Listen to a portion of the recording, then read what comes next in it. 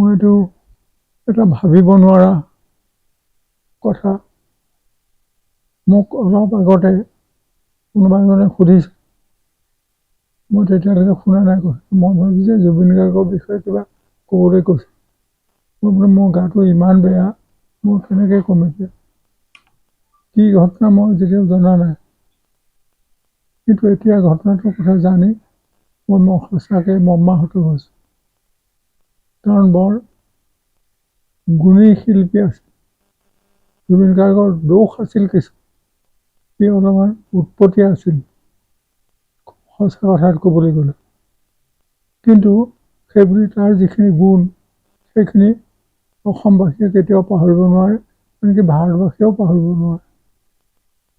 মই দেখিছোঁ যে তাৰ গলাত এনেকুৱা এটা সুৰ আছে, যিটো সুৰে ততালিকে মানুহক আকৰ্ষণ কৰে। কিন্তু তেওঁ যে এনেকুৱা এটা ঠিক ভাবিব নোৱাৰা ঘটনাত গৈ পেলাই পৰিবগৈ, এইটো কোনেও ভাবিব নোৱাৰে, সঁচাকৈ নোৱাৰে। মই সেইবাবে তেওঁৰ স্মৃতিত মই গভীৰ বেদনা প্ৰকাশ কৰিছোঁ আৰু তেওঁৰ আত্মাৰ সদ্গতি হওক এই কামনা কৰিছোঁ।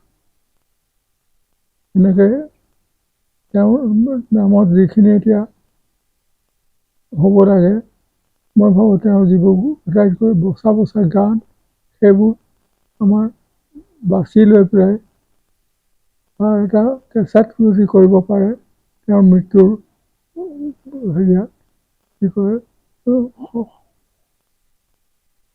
হেৰি জনাই শোক জনাই, তেতিয়াহ'লে বোধকৰো ভাল হ'ব।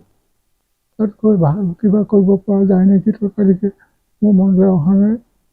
মই ভাবোঁ সমগ্ৰ অসমবাসীয়ে এইটো এটা তেওঁলোকৰ নিজৰ শোক দিৱস বুলি যেন গণ্য কৰে।